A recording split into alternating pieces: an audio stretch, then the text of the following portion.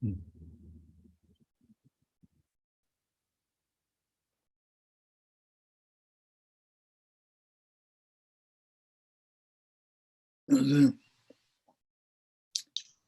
a couple I don't see. Discount books. Oh, Bialix Books and Records, yeah.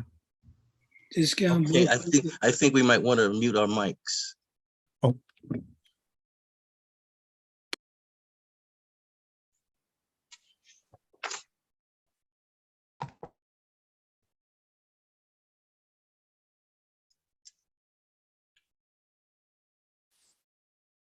So I'm going to start this.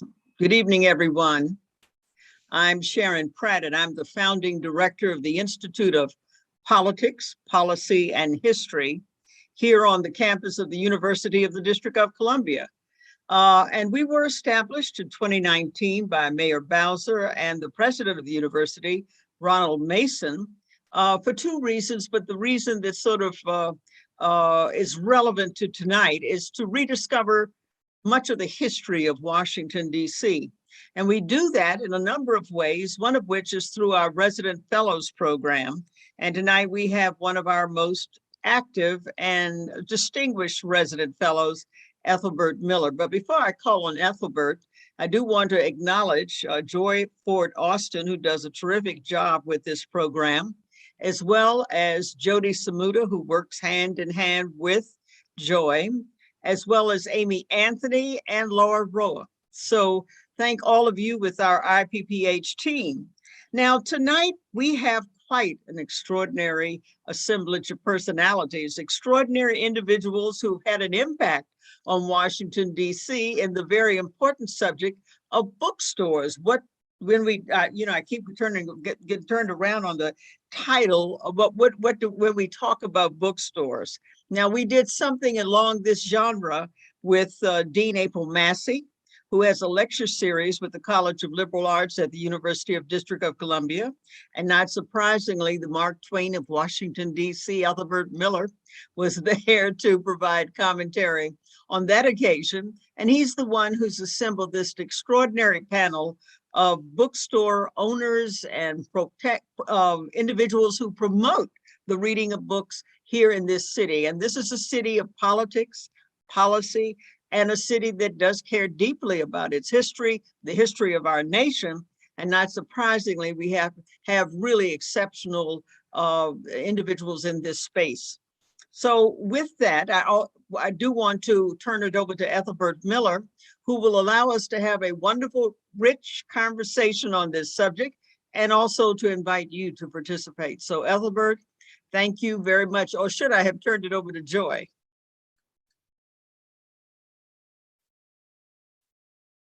To Ethelbert. Okay. All right. Thank you. And some people go to bookstores and some people are still trying to learn how to read. So I'm sorry about that. Okay, here we go, Ethelbert. Thank you, Mayor Pratt. Thank you very much. This past April, David Marcuse died at the age of 73 in Baltimore. Dave was the founder and owner of Common Concerns Bookstore, based in the DuPont Circle neighborhood, from 1980 until its closing in 1991. Dave and I worked on a number of literary programs together. I think that Common Concerns was the DC bookstore that I really hung out in. And that was also almost the exact site where Vertigo Bookstore with Todd Stewart and Bridget Warren would begin. And so that same location is very important to me. I never had the opportunity to talk with Marcuse about bookstores and his contribution to DC history. So I would like to dedicate this program to his memory. The people who have agreed to participate in this IPPH program this evening are responsible for shaping DC history. As Mayor Pratt said, this is the second program, dealing with bookstores. Back on May 5th, I gave a lecture on the Van Ness campus, and I dedicated that program at that time to Eloise Greenfield, a noted children's author who had died on August 5th, 2021.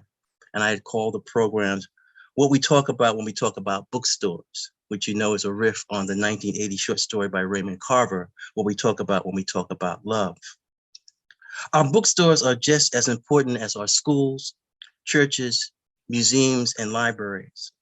Our bookstores are where we gather, where we meet and talk about books and talk about the things we love. Bookstores are where we grow up, where parents find children's books, where members of book clubs look for that next title to read and discuss. Bookstores are often our storefronts, like those churches where the faithful cling to their faith. We hold books to our chests because we love them, and we come to love bookstores in those days when we need to love each other more.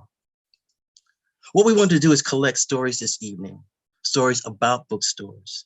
There are many bookstores, and there's a list. The ones that are important to me that I will remember, like Drum and Spear Bookstore, Pyramid Bookstore with Hodari Ali, Bix Books, Kramer's, Politics and Prose, Sister Space, Folio, Vertigo, Second Story, Upstreet Street Books, East City Bookshop, Solid State Books, Bridge Street, and then outside of DC, Karibu Books. And so what we've done this evening is invited 4 people who started bookstores, who have worked in bookstores. And we want to know why they started the stores they did. How was the neighborhood around the stores impacted by the bookstore? Why did the store close? What made the bookstore special? What key moments or events do they remember? And how did the bookstore change them? These are just a few questions for our following speakers to respond to. And the 4 speakers are Michael Lally, Richard Peabody, Andy Shallal, and Shariqiana Kurima. And they will speak in the order that I introduced them. And I'm going to introduce them all at one time. Michael Lally was co-founder of the community bookstore during his DC years, 1969 to 1975. He was responsible for also starting Some of Us Press and organizing the mass transit poetry readings. Michael Lally has been a civil rights, anti-war rights, women's rights, and gay rights activist since the 1960s. Richard Peabody is poet, writer, editor, and publisher. He helped start the Atticus Bookstore that was once on U Street, Northwest. For 15 years, Richard Peabody taught graduate fiction writing at Johns Hopkins University. Andy Shallal is an artist and social entrepreneur. He's the founder and CEO of Busboys and Poets, a group of 9 restaurants in the Washington metropolitan area, where art, culture, politics intentionally collide over mindfully sourced food, drinks, and programming that feeds the mind, body, and soul. Shariqiana Kurima is an award-winning independent filmmaker, film educator, and the owner of Sankofa Video and Bookstore and Cultural Center in Washington, D.C., which is located on Georgia Avenue across from the campus of Howard University. So each person will speak for 5 to 8 minutes, and then we'll have conversation, and no munchies or goodies for everybody, but at least the conversation will be nourishing, and there will be no catering from Busboys and Poet, but we'll at least make reference to Busboys and Poet. So Michael Lally, why don't you begin? You have to unmute. Easier said than done. Thanks, Ethelbert, for that generous introduction. Yeah, I moved with my wife, pregnant wife, and our little girl to DC in the fall of late summer 1969 to teach at Trinity College. And first thing I did was start looking for bookstores and poetry readings. The only poetry readings I found at that particular time were at the colleges and the universities. The coffee house scene had disappeared and so on. And the books, one of the first bookstores I stumbled into, I think it was early 70, late 69, early 70, was one that Dave Marcuse had started. It might have been called Community Bookstore already. I'm not sure what it was called, but it was in the basement of a commercial building on M Street, and he couldn't stay there because of the rent, and found another place on P Street, just near Dupont Circle, and that was called Community Bookstore. And I helped him move. He asked for my help and some other things. And I gave my input, including the idea of using one of the meeting rooms in this upstairs. It was a house on P Street that you had to climb stairs to get to the sidewalk and then climb stairs to get in the house. And on the second floor was a big room used for community for community groups to use as a meeting place. I immediately asked if it would be cool if I started an open poetry reading. And it occurred every Monday night for the next 4 or 5 years. It was called Mass Transit. Hundreds of people passed through there, well, many hundreds over that period. Some nights there'd be 5 people there reading their poetry. Some nights there'd be almost 100. All kinds of people were discovered there. I was going through Mass Transit magazine, which had 5 issues. And some of the people that were in there were Ron Rector, who later became a well-known poet and educator named Liam Rector. He changed his name. Amasu Bolton, who also became a renowned poet and writer and educator.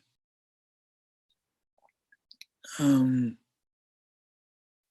Dreyer, Beth Joselo, Tina Dara, Peter Inman, Ed Cox, Terrence Winch, myself, my wife, Lally. So on, just numerous people who went on to do, including a guy named, I can't remember what his real name was. It was something like John Dubosky. Changed his name to John Doe and became the leader of the band X, along with his wife, Xena. It was and all these people had never, except for a handful, every person who passed through there had yet to publish a poem or do a reading anywhere else.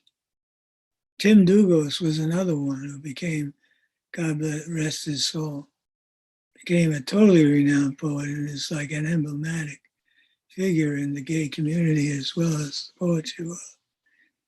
So it was a place of discovery, and I convinced David that we shouldn't just allow community groups to come hold meetings there. We should actually promote the community involvement by turning the running of the bookstore over to a committee elected in a community meeting. David agreed, but he moved on. He went and got into another end of the book business, distribution, I think, for a while. I must admit, I kind of dominated the meetings for a while, and there grew some opposition to that. And by 1974, people were promoting different ways of going with the bookstore. And in 1975, we turned it over to a committee of all women. And I moved on, actually. I moved up to New York later that year. But for those 5 years, it was a source of great energy and proved, number one, that DC had a natural poetry community beyond and outside the universities and colleges, the academically accepted, which was my whole purpose. Somebody like Ron Morgan, I don't know if you remember him. He was a blind, black, gay man who used to take the bus to get to the Mass Transit readings and was there every Monday. Spent a lot of time out at my house where I lived in a house that became a commune, and part of the people in the commune and Mass Transit, we started a press. And the same with the community angle on the bookstore. We called the press Some of Us Press, and it was again ran by a committee. It was a time of extreme activism in the community, especially the gay and women's rights community and civil rights community. And the spirit of the bookstore, of Mass Transit, and of Some of Us Press was, we do this together. And we published a lot of people's first books of poetry who went on to become pretty well known in the poetry world, like Bruce Andrews and Tim Douglas and so on. Anyway, I think I've spoken enough, but Well, thank you, Michael Lally, and you really refreshed my memory because now I remember I wrote an introduction to Ron Morgan's book that was reprinted. But I totally had forgotten about Ron Morgan. But thank you for that rich history and mentioning those names, and also linking it back to Dave Marcuse, who I opened talking about dedicating this program to. So you can see that he was involved with bookstores before I met him. In terms of I met him with Common Concerns, but the community bookshop, I think, is very important to show that sort of lineage there. Richard Peabody, next.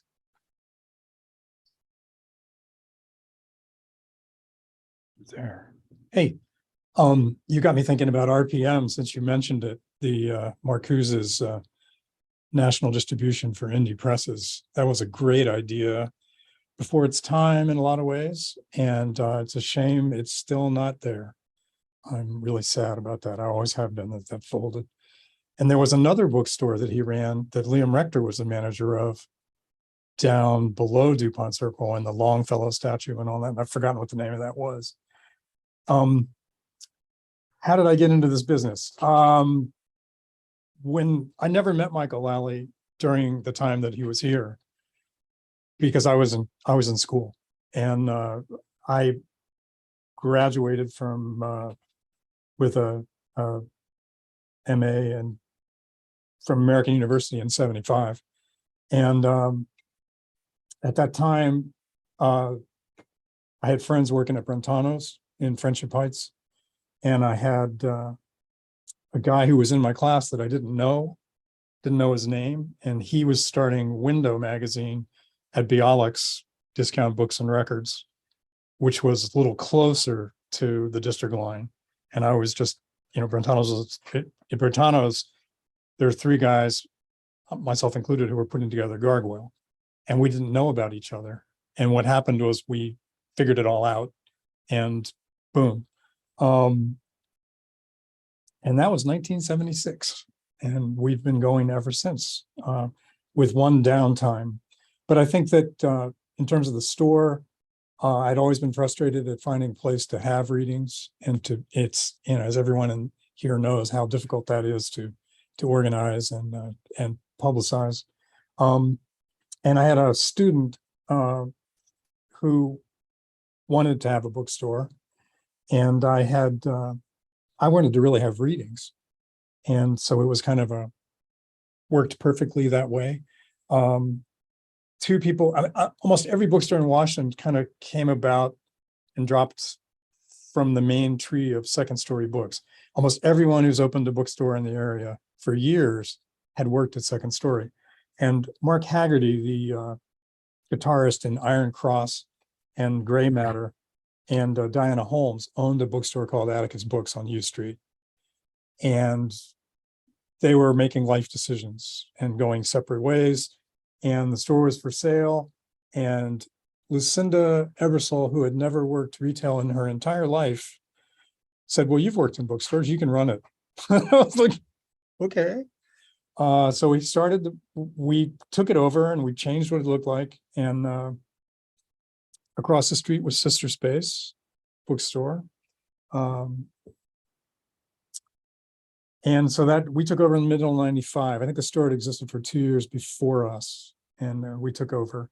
And we had a reading almost every week, except in Christmas and in the hot summer months. We do about one reading a month. And a lot of people came through there, and it was a blast. It was an absolute blast. And that's the thing I missed the most about having authors passing through. After I'd taken a rest period and laid Gargoyle to rest, because as William Clare and Meryl Leffler told me when I asked them why they quit doing their magazines, is that it wasn't fun anymore. And I was shocked because I was starting one. Like, how would you ever quit? But it wasn't fun anymore, and I quit for a while, and I did other things. And we relaunched Gargoyle, Lucinda and I, at Atticus Books. And that night the police drove by and everyone was out on the street drinking around the store. And the police came by and shut us down, which was fun to have a literary bookstore reading happen like that. And the AWP, the Associated Writing Program Convention, was in town in DC that year while all that was going on. And that's why we had such a big crowd, to be honest. because everyone sort of came over. Up above us, and the bookstore space was in the basement. That's where we rented. And above us was an art gallery, 2 stories of art gallery. And the landlords used that for their space. But when we had this big launch, they let us read in the art gallery. And that was fun. I have a picture of Lynn Lifshin reading in the art gallery upstairs. It's kind of fun. And we had so many readings. Here's one I like. It's Michelle Parkinson reading in our bookstore. And Althbert doesn't want me to show him. The opening night was a big deal. We had Richard McCann from AU and Donna Denise read, and that's the opening night. It was a lot of fun, and there were a lot of different groups, and we tried to not be cliquey and have people come through. And it really was going great. And then everything started to change. I guess the sort of apartment building project came down and the condos started going in and everything real estate wise started going up. And the people who owned the building sold it. And as that was getting ready to transpire, I got married and moved on. Lucinda kept the bookstore going for a little while. But it was great.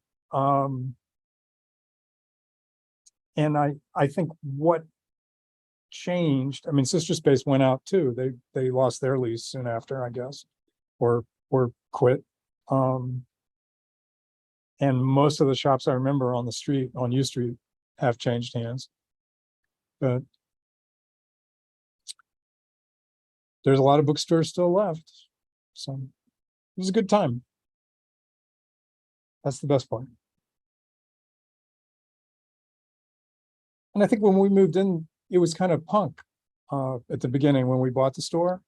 I know that the Discord crowd sort of co-owned or owned the Zigzag Cafe on that street. And they had all these kids who, decided to join the DC hardcore scene and move to Washington with nowhere to stay. They would end up working in the restaurant.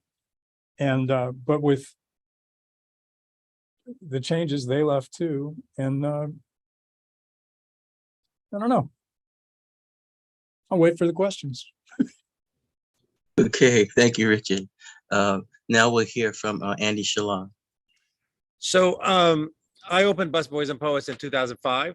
And when I decided to open Busboys and Poets, one of the reasons why I really wanted to open a place like that, in addition to many other reasons, I wanted a place that reflects Washington, D.C.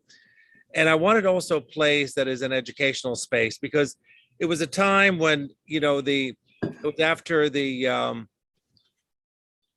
9/11, the country was going kind of insane a little bit. And we were, making enemies out of many, many other folks that just didn't look like us and we were not familiar with. And I always thought that, Americans are generally liked people all over the world, but our policies suck. And there's a problem because I think we're undereducated. We don't have enough information sometimes to make our judgment, and we're easily swayed by sound bites and just quick television, news. And I thought a bookstore would be a great way to help educate people. And so I was on the board of an organization called Teaching for Change, one of the best organizations that brings social justice and really mindfully sourced books to schools, whether they're teaching them social studies or history or science. The books have to be reflective of the community that they are teaching.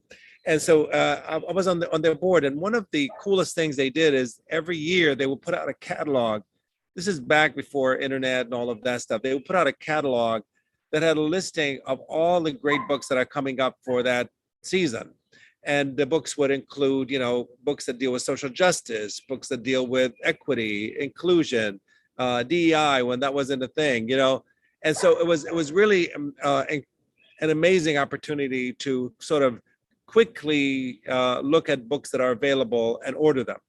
And so I used to look forward to that catalog. You would circle the ones you want, and then you mail it in and wait for, a couple of weeks, and you get this beautiful box of books that you're going to be able to enjoy for the next few months.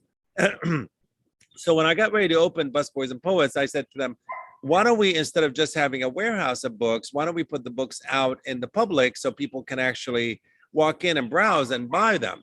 And sure enough, they were interested in that opportunity, and they opened up. They were the first organization that I had that actually operated the bookstore. I knew the bookstores were going to be really tough.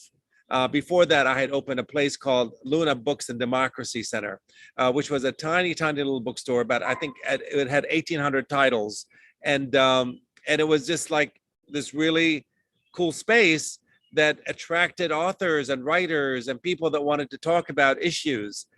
And that place was upstairs of a restaurant called Skewers. Some of you may know Skewers. It was around for a few years over at P Street. And so upstairs of it was this empty space that was kind of like 1,000 square feet that was just sitting there. We used it for storage. And it was upstairs of a 3-story townhouse building. And I thought, let's open a bookstore there. This is before Busboys and Poets. And I wanted to figure out how I'd be able to do that, because bookstores, are expensive. You got to buy books. You got to set them up. You got to do shelves. You got to do all that. And I happened to know Ralph Nader, and Ralph's office was across the street. And I remember sitting and talking with Ralph and telling him, I don't know how I'm going to get all these books. And he says, no worries. I've got tons and tons of books inside my office that we've been wanting to just get out anyway. So why don't we just put all these books on the shelves? And sure enough, one Saturday, we had shelves already made. We had a couple of carpenter friends that made the shelves. And one Saturday, a whole bunch of interns from Ralph's office made a human chain going from passing boxes one to the other and setting up all these books at Busboys and at Luna Books and Democracy Center. And it became the coolest little spot. But what was funny is anytime a person came in to like browse the books, there was some common thread. And the common thread was Ralph Nader was in every one of these books.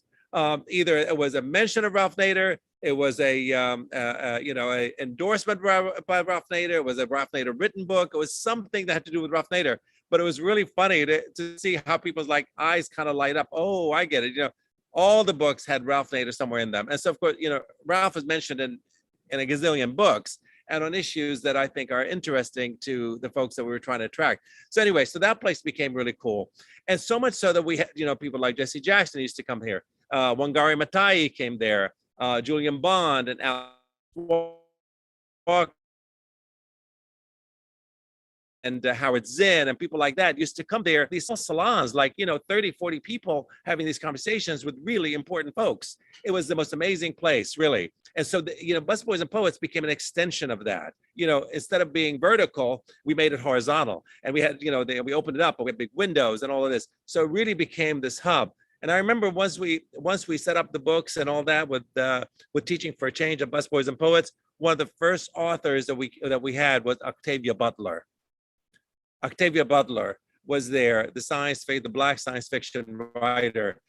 She came there, and it was Halloween. And I set up this beautiful stage with a bunch of candles and smoke and, creepy music. And we had her walk in on the stage and sit on this big chair and had this wonderful conversation about, science fiction and the books that she writes. I think it was Kindred that she was speaking about at that time.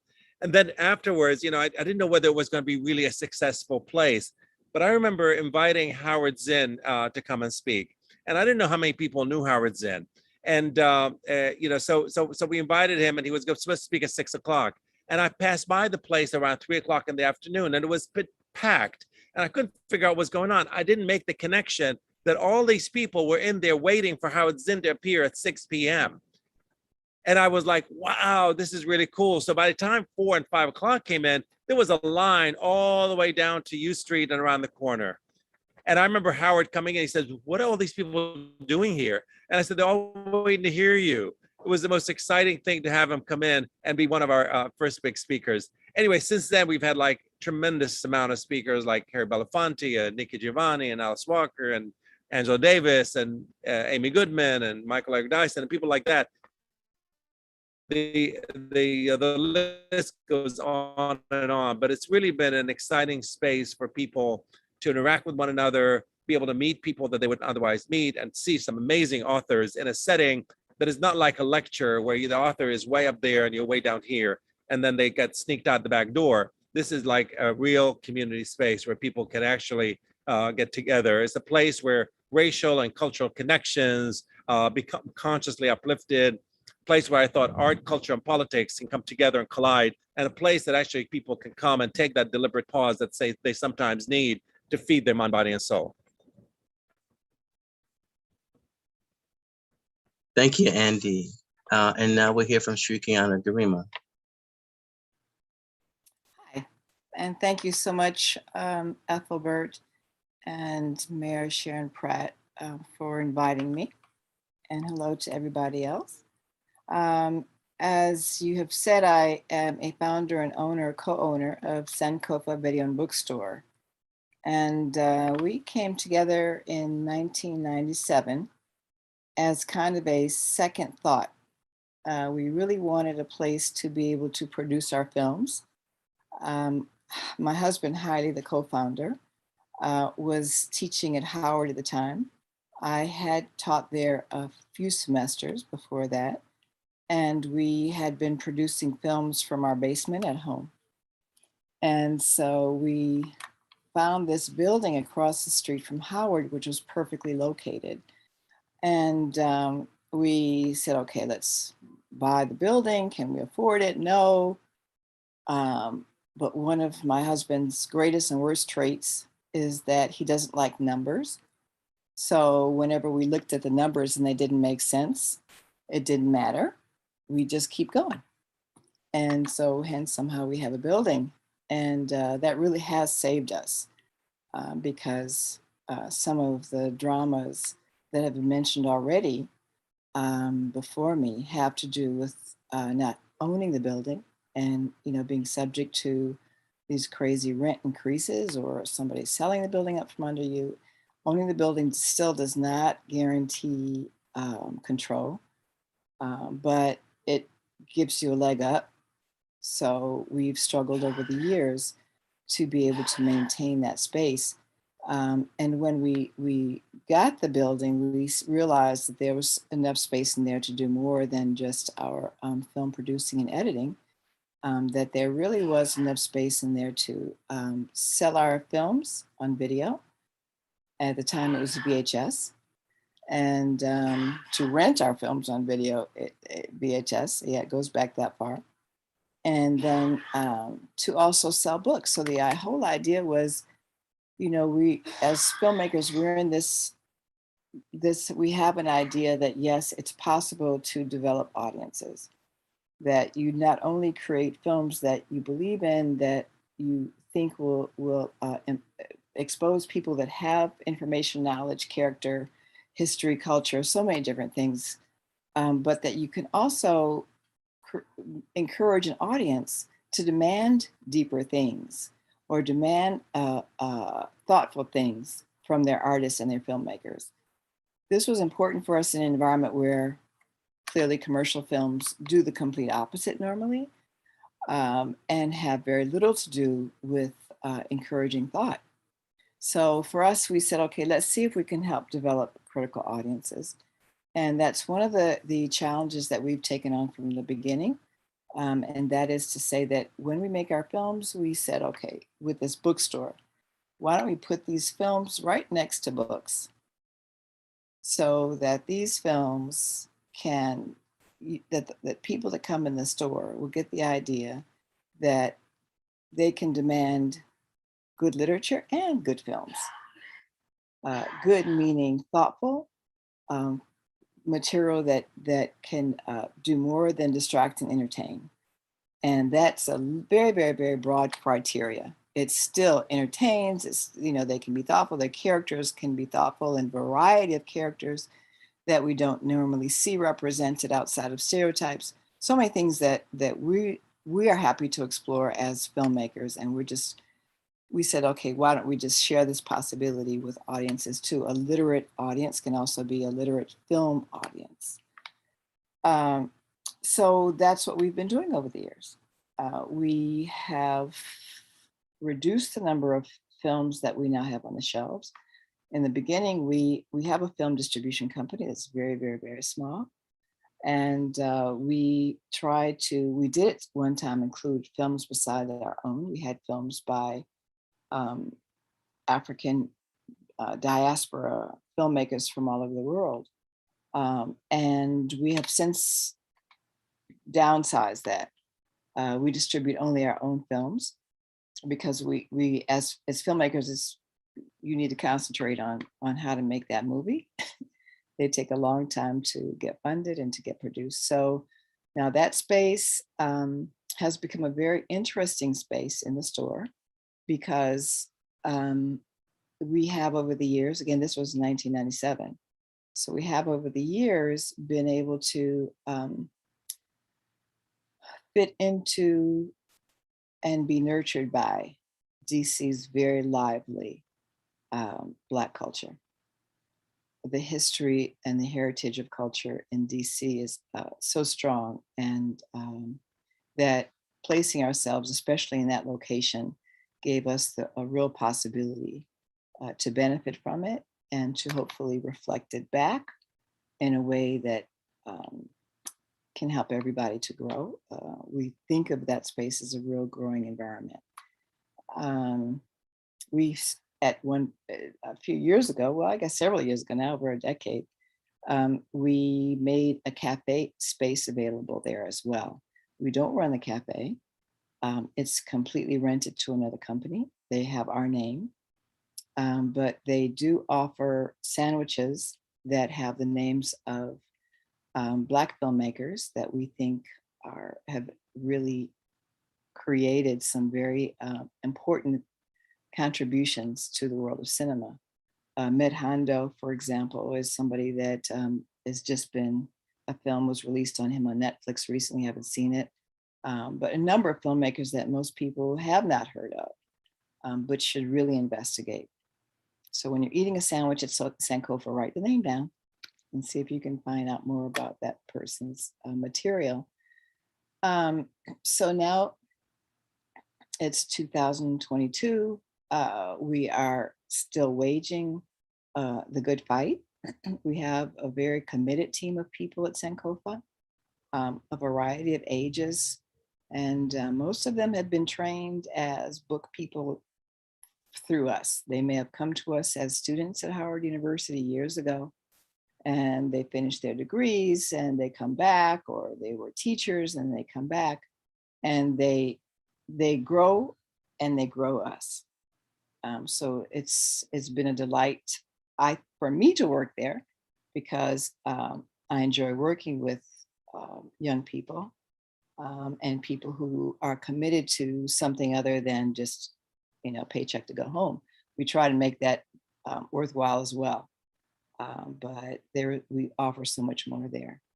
And I've left out a zillion things. I know I would like to say that we were very much influenced. I went to Howard myself. I graduated in 81 or 82. And then I went to UCLA for an African studies area studies degree, came back. And I was very much influenced as an undergraduate by Pyramid Bookstore, right across the street, owned by Hodari and Maimuna Ali. And these guys were like undergraduate students when they opened that bookstore. They were there when I came to Howard as an undergraduate student in 1975. And it was just so amazing to me. And, they then opened a second branch in Mount Rainier. And anyway, it was just so gutsy that you get the idea that it's possible to do. So they influenced me. Should I run my slideshow? I was just talking. You asked me to share, to get some. Sure, go ahead. I had planned to show these while I was running my mouth. Okay. It's not a slideshow. It's just I don't know if I can actually change these. Can you see what I'm looking at? Can you see Magical Mirrors Children's Book Fair? Shake your head yes or no, please.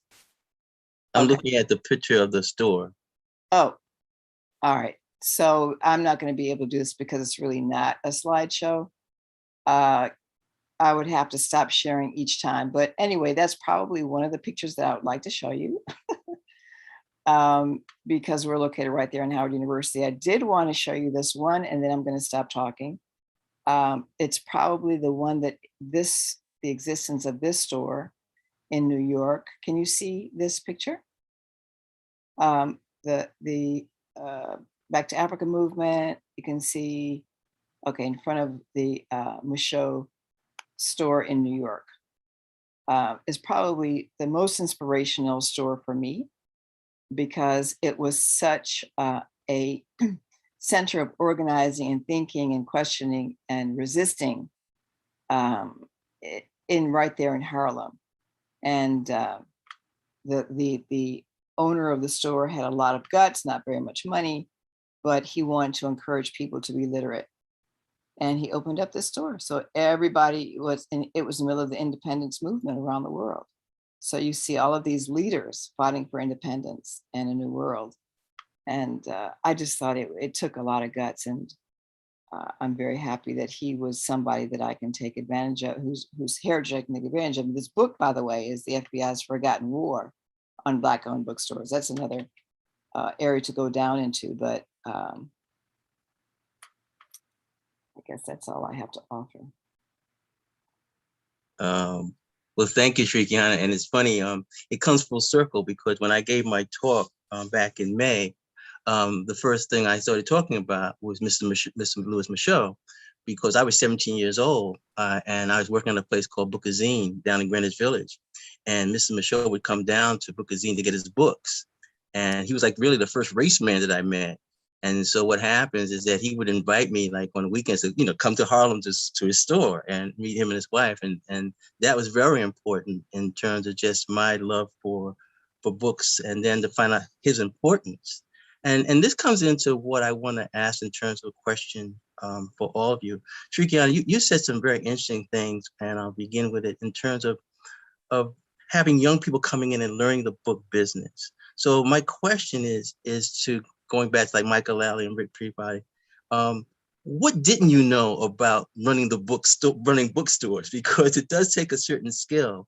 And then I also want to talk about maybe everyone that's participating in this panel, talk about what you were doing before you opened a bookstore, because some people were activists, Shariqiana, you were a filmmaker. And I think what you were doing before you opened a bookstore had a lot to do with the type of bookstore. So maybe you can begin with the need for training people to know the book business, and then everyone can talk about what they were doing before they were involved in the bookstore that they were talking about. Yeah, I think it's pretty common for independent bookstores to be opened by people who don't know much about business. They love books, they love literacy, and they have a love for certain kinds of books. So that's the wonderful thing about independent bookstores, is you can go into one and you'll just see this wonderful, section on children's literature, which is, my obsession. Another one that just has wonderful history, or films on film, or books on film. And that's the fun. You get different kinds of flavors for literature. And I would say that the training that my team is getting is training that I'm getting at the same time. Because I really, I'm really growing in the business every day. Now I think there is something being offered by one of the booksellers associations, which actually will train booksellers in some of the fundamentals of the business. So I have one of my staff attending that series. But it really has been a learn as you go experience for us. Going back to Michael and Richard Peabody, talk about what you were doing, unmute. Okay. Well, I had worked in the book biz, sort of getting your feet wet and sort of being educated. I started in the rare book world with the Aherns, Quill and Brush books. And then I moved on to Irene Rouse in Alexandria. So I've worked in Maryland, DC, and Virginia. And then I went and up to Eastern Market, I worked for Doris Grumbach, the author, and Sybil Pike's store, Wayward Books. And then I was living in Bethesda, so I kept walking by Second Story, and Stipek came outside, Alan Stipek, the owner of Second Story, and said, "Why don't you work for me? Why are you working on the Hill?" And I was like, That's a good question. Why am I doing this commute?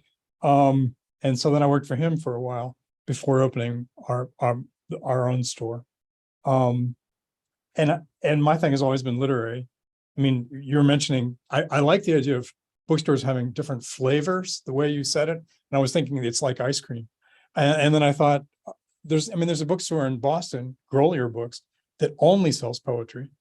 And I heard there's another store like that in Seattle. And I love that whole idea.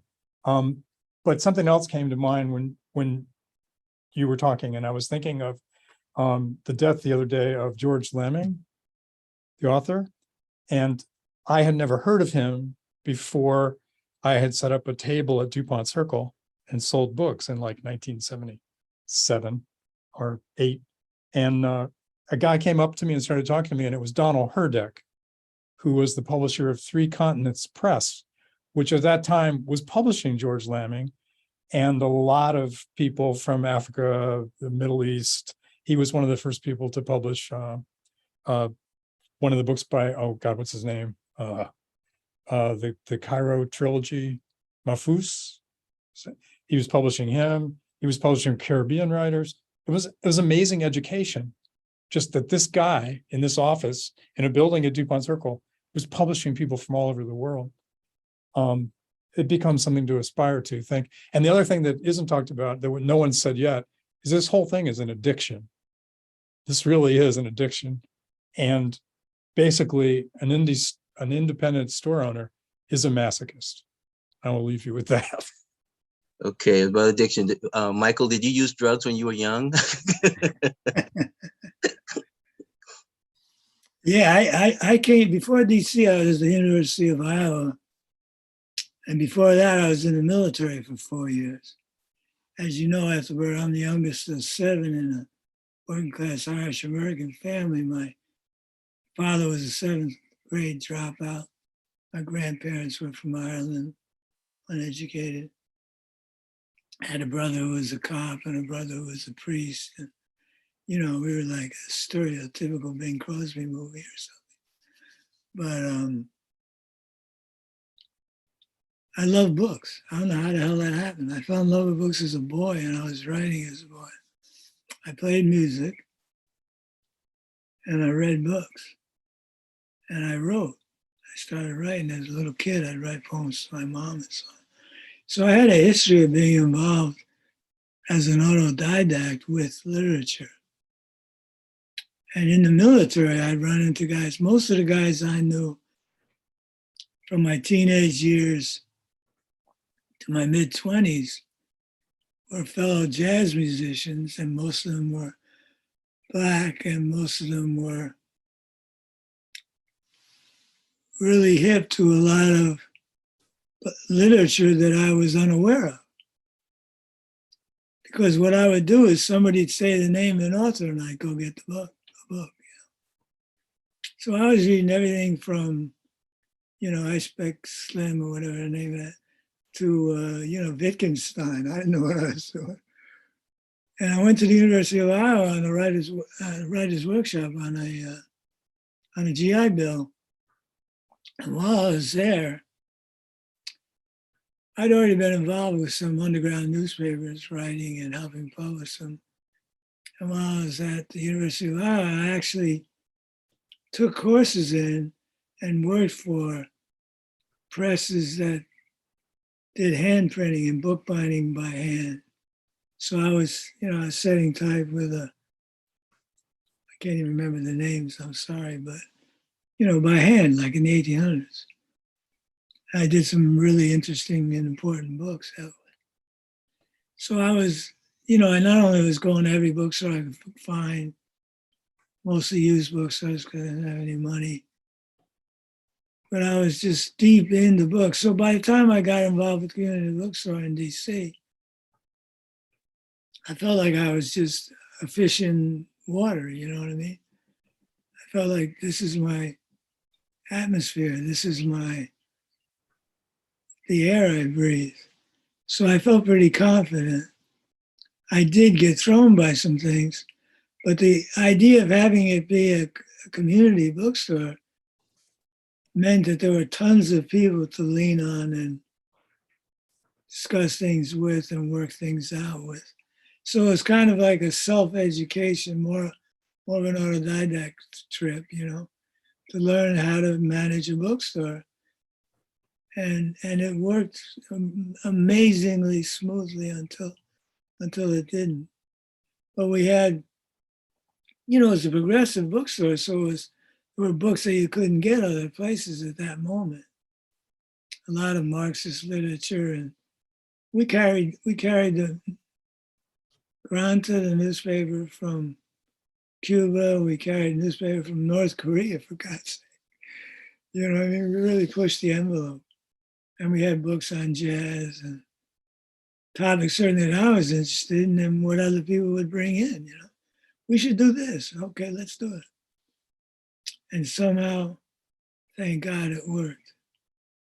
Well, Andy, talk about, I mean, I think at one time you were heading up to Howard University Medical School. So who was Andy Shallal before there was, you know, busboys and poets or an interest in food? You know, what was happening before? Well, yes, you're right. I went a different route. I was going to be a doctor, and much to my mother's dismay, I decided to take a different route. And she still thinks I should have been a doctor, but you know, I'm perfectly happy what I'm doing. I come from a literary background. My father had a PhD in literature, and he translated Omar Khayyam, which is the great mystic poet, Persian poet. And so I was exposed to poetry most of my life. And then, you know, I come from Iraq, where Iraq is a very literary society. I think before the invasion, our literacy rate was 99%. You know, everyone knew how to read. And books are a very important part of Iraq culture. And, you know, there's an old saying, it says that books are written in Egypt, printed in Lebanon and Syria, and read in Iraq. You know, the Mutanabbi Street, of course, it became famous after the US bombed that street, and there was all kinds of havoc and it's coming back. But yeah, it's books have always been really important in my life. There's something about the presence of books, no matter how much, you know, electronic stuff you have, how many Kindles you get, how many, you know, online stuff you can. There's always something really special about having books in the room. It gives you that warmth. I don't know. I think just being around books makes you smarter, just by osmosis or something. And I also like what the type of people bookstores attract. You know, people that come to bookstores are interesting people. They're thoughtful people. They want to learn. They're curious people. Those are the kinds of people I like to be around. So that was kind of really the reason why I decided to open Busboys and Poets, and the bookstore there, you know, make sure that was part of the whole feeling of the place. And sometimes, like, you know, people love walking into a space that has books. You know, no matter whether, even if they don't pick up a book, even if they don't read it, there's something special about walking to a space that has books in it. So, yeah. Joy, are there any questions in the chat room? You have to unmute. There's several related to. We didn't ask about what what you were doing before you used to open the bookstore. I about covered a filmmaking. bit of it in my initial presentation, having to do with filmmaking, and that was definitely what I was doing before this, and still continue to do. Okay. Joy? Thank you. Yeah, there were many questions, a lot of interest about what people were doing before they started the bookstores. So I'm glad that you spent some time on that topic. So one of the questions is a question around connecting DC and DC's atmosphere to the bookstore community. And I think Andy and others may have touched on that. But if you could just drill down a little bit on what is it about DC that has given the opportunity for bookstores to thrive. And in doing that little list of bookstores, one of the things that I found out was that, in fact, there are fewer large bookstores and national bookstores, but there are indeed thriving smaller bookstores. And so I wondered if you would just quickly make the connection Yeah. between. Well, and I would like to take that question and begin with Shariqiana in terms of, and then also to Andy. How did you guys survive the pandemic? Because, small business, some small businesses just folded. And I was just wondering in terms, did you have to lay off staff? Did you use the opportunity to remodel your space? How did you deal with the pandemic? Shariqiana and then Andy. I'm mute. For us, for the idea of bookstores thriving in DC may be an overstatement. I think DC does have a very thirsty population for more substance, and that bookstores that are supported more overall can thrive better. They might have this idea of, they have the possibility of thriving, but the things that have threatened bookstores in DC are real. Like, for example, the big box, the Barnes and Nobles, when that came, that was scary as heck. There's the idea of Amazon is scary as heck. Gentrification is scary as heck. We have, I'll tell you, the thing that made our store possible in terms of its longevity, if you can call it that, is that because gentrification became so real, our taxes went sky high. And the only way that we could survive was to get a tax exemption, property tax exemption. And it was that support from DC government, that the population of DC government, that has made it possible for us to survive. We were paying like $33,000 a year. And we're just now, and we were on top of our taxes, we were fine. But that threat is quite real. We have managed to, as I said, try to make a relationship with the local population. This is sort of, and I'm going to get to your question about the pandemic too. I won't take up too much time, but the idea that we also try to be a place where local artists and authors can sell their books. One of the more difficult things that we do is make sure that we devote staff time to new authors. It takes a lot more time to do that than it does to just say, okay, these books have been published, they're at a house, they're at our warehouse, blah, blah, let's just go get them. When you get individual submissions, you really do have to look it over. You have email time back and forth. It's a lot of work, but it's really been nice. It's really paid off. And it's one of the more joyful parts of what we do. As we can say, we've got local authors who are children's authors, novelists, you name it. And they have a place to sell their books and also to even do events. So when the pandemic came, we were able to keep our staff, most of them. We did have to let some go, but they turned into shippers because because the pandemic crested with this awful George Floyd tragedy, and then this amazing international protest about police brutality, there was a call, as you know, for people to do more reading and to get a context for what over-policing meant. So, and it went across social media that, by the way, if you're going to read and educate yourself, you need to get these books from Black bookstores. So that community support made a big difference. It made a big difference for Black publishers, Black booksellers, and we had we survived because of that support. And now, though, my staff has pretty much been rehired with the exception of a couple. And somehow we kind of held hands and got through it. And I was taking books off the shelf. I remember our buyer was like, Sherry, please don't take a picture of me. I said, take these off, take them, just go down the shelf and take them off, and we're going to return them. But we didn't have to carry that through. We were also able to take some books and get donations to send books to families. So we were able to package some books in like a Ziploc and take them to a school that was able then to pass those books out for free when people came to get a meal. So that was the kind of community engagement we tried to have during that very, very, very difficult time. Well, you know, what you said is very important because you put the bookstores in the larger context.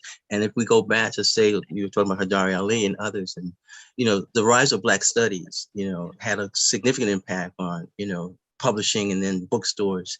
You know, people were reading certain books like Soul on Ice and, you know, Bridge of the Earth and Autobiography of Malcolm X. And they not just wanted to read those books, but to come to a place where the books could be discussed. And I think that's one of the things too, in terms of maybe Michael and Richard don't know about this, and Andy, that you want to come to a place where you just want to buy the fruit. You want to discuss the fruit, you know? And so what happens is that, you know, many of the times the programming is almost like a reading and discussion, or the author of the book actually is in your store.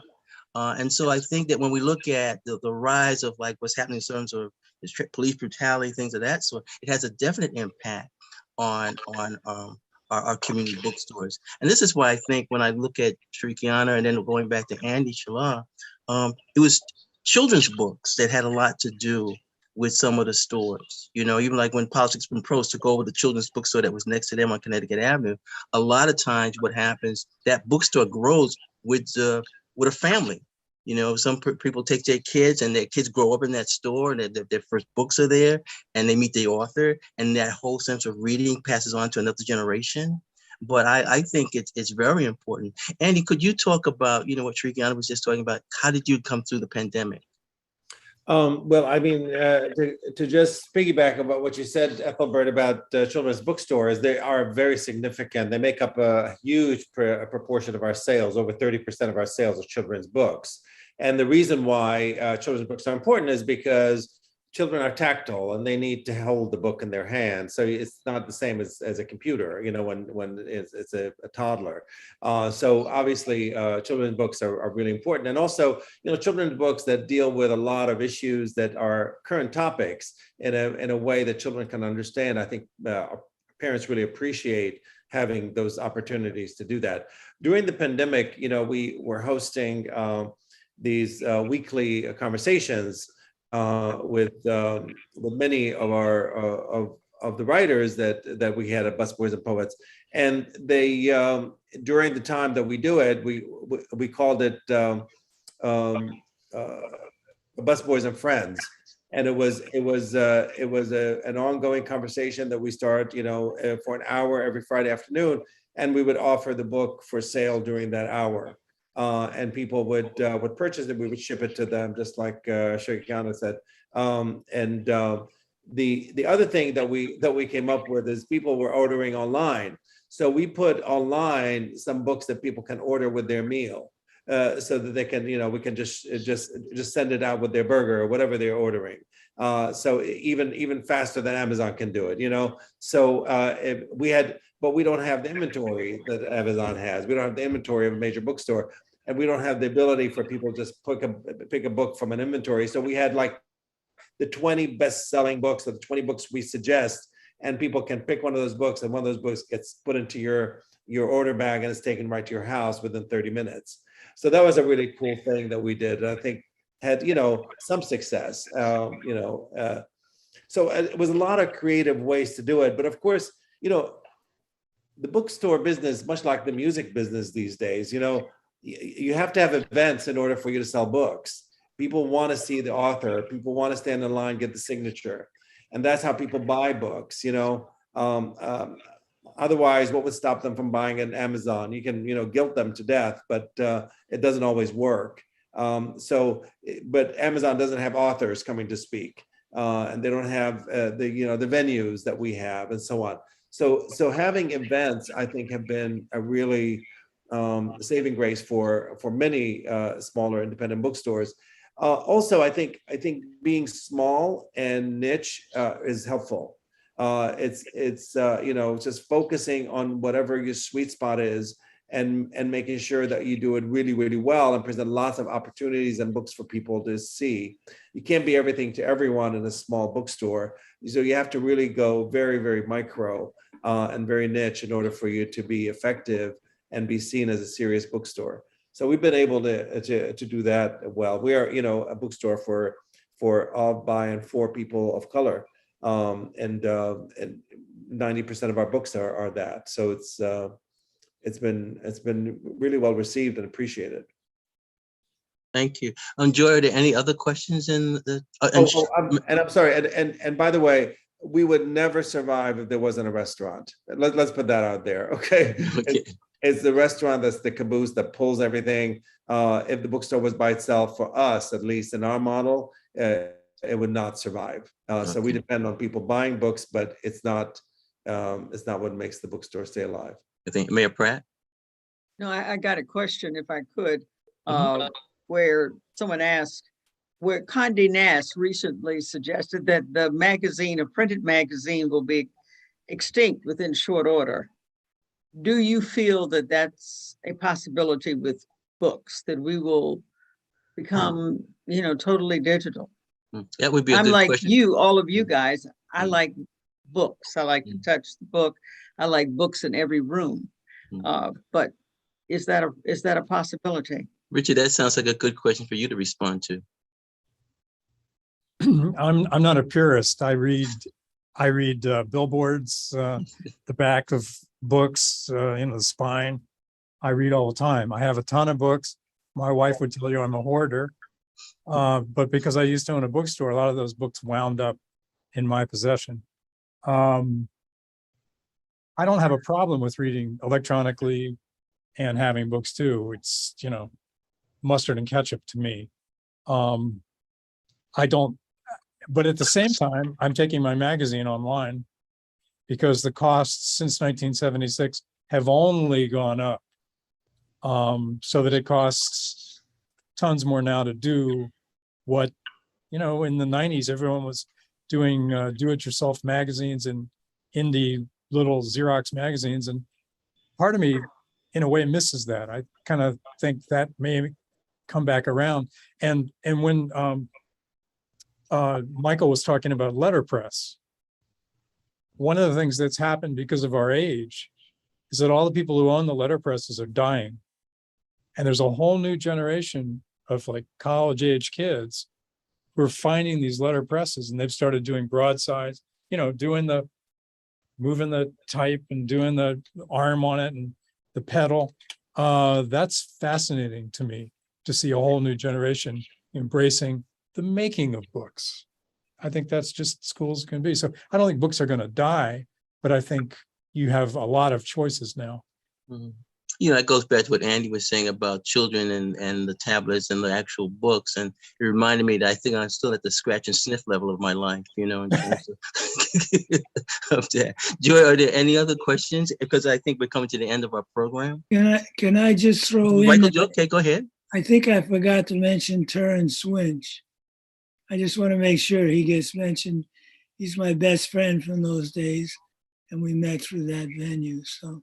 Right. Well, Terry was very, very. I think of Terrence Winch, you, Ed Cox. I mean, you know, some of Gabrielle Edgecombe, who I think work you published. You know, so when we talk about the names associated with some of these bookstores, you know, Howard Zinn and others, and Sandwich is named after, you know, filmmakers. I think that you can see that the bookstores are a sacred place. You know, there are people who come. In fact, the last question I want to ask is this: to what extent, when we look at these bookstores, did these bookstores sort of push back against Washington, D.C. being seen as a segregated city? Because I look at, for example, Rick, when you were talking, you know, you held up pictures of Michelle Parkinson. When Michael Lally was talking about the mass transit reading, you know, Ron Morgan's name was mentioned, and Amazu Bolton. It seems that here was places where, you know, people were coming together. You know, like, for example, when I think of Sankofa, I also think not just of a bookstore across the street from Howard, but I also look at the tremendous contribution that the Ethiopian community has made to the city of Washington. You know, so, you know, you see all these things in terms of how our city, the bookstore, is being a place where people come together. Sometimes bookstores are formed by people who are activists because they want to get places where their politics can bring people together and organize. So I just want to, you know, end on that in terms of just asking you all in terms of, did you see these stores that you were involved in as creating perhaps a new vision of our society or our city. Rick? Michael? I think an awful lot of people in this whole business, writers, artists, are introverts. And the bookstore gives you a topic and you can exchange information with other people who are also introverts. It's sort of a protected space. It's like writer church.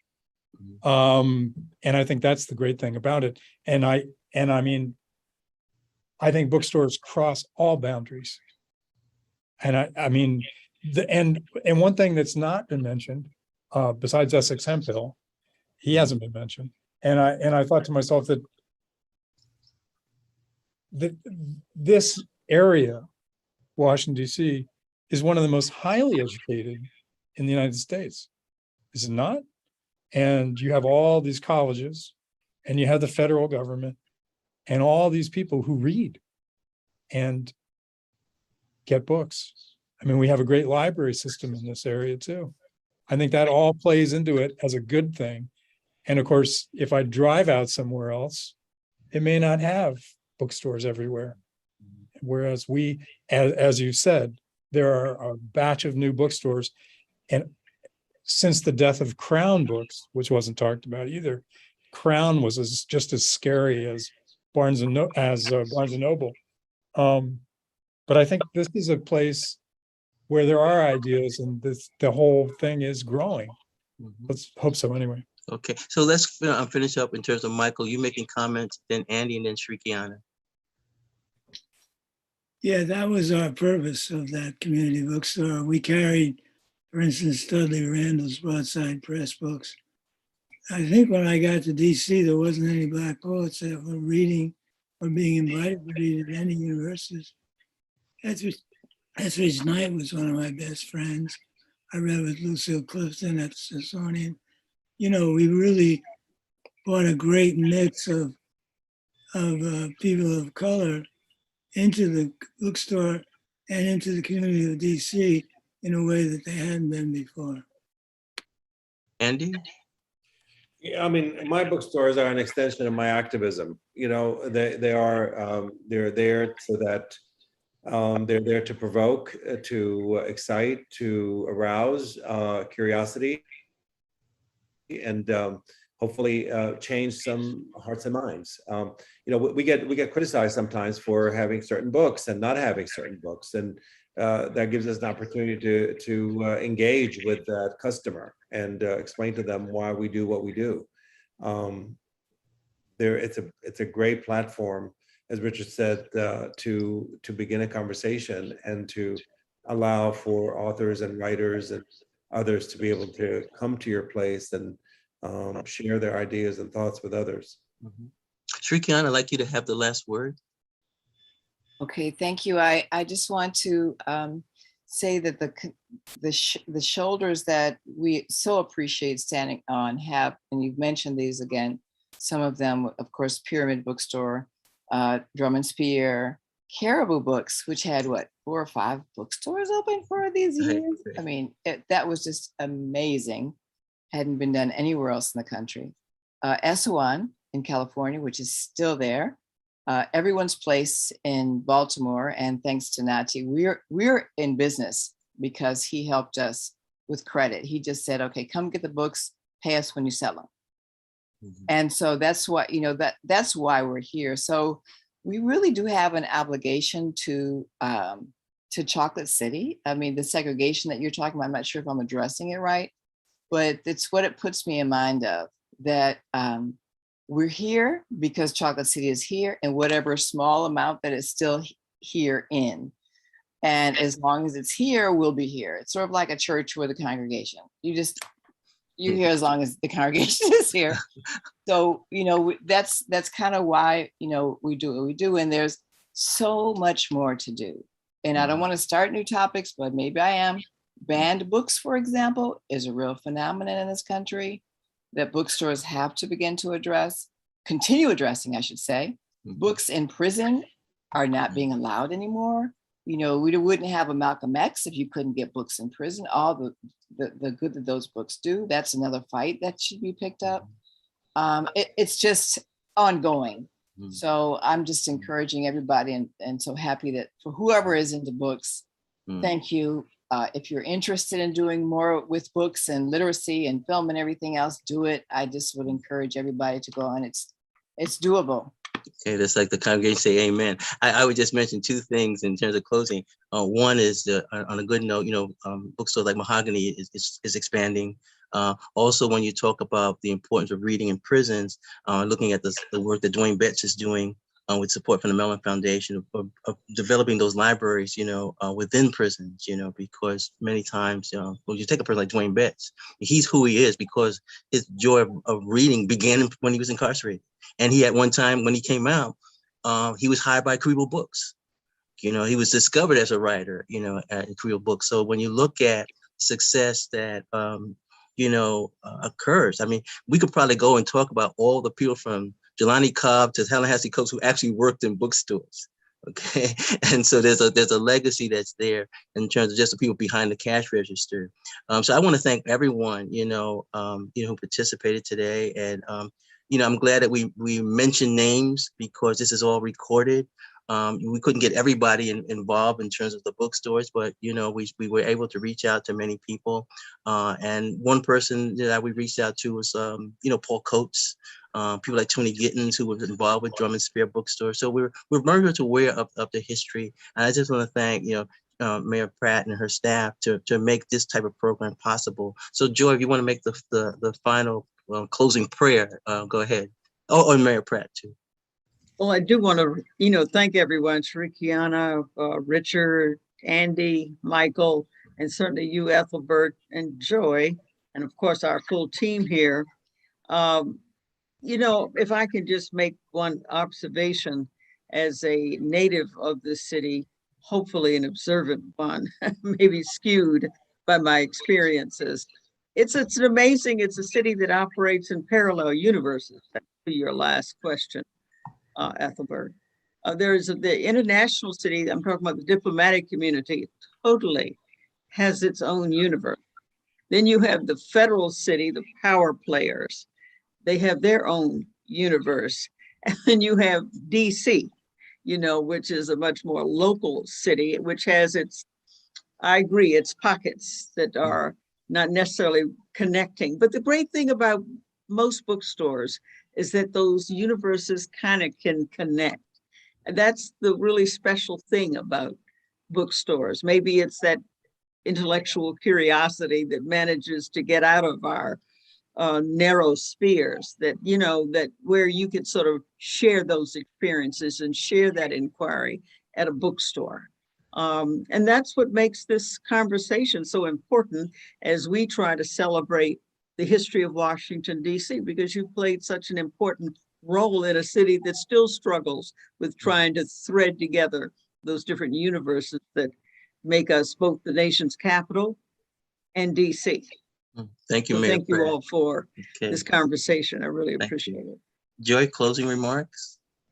Just very, very briefly, because one of the things about this session is that it has been so comprehensive and it has touched on so many facets of Washington, D.C., beginning with bookstores in the 60s, right on today, where so many of you have touched on why you have been successful and why we can depend on bookstores to be around for a very long time. So another wonderful conversation. Thank you all. Thank you. That is so DC. Thank you so much. Thank you. All right. Thank you. Thank you, Shariq, Mike, Andy, Richard. Okay. Thank you, Take Ethelbert. care. All right. Bye-bye.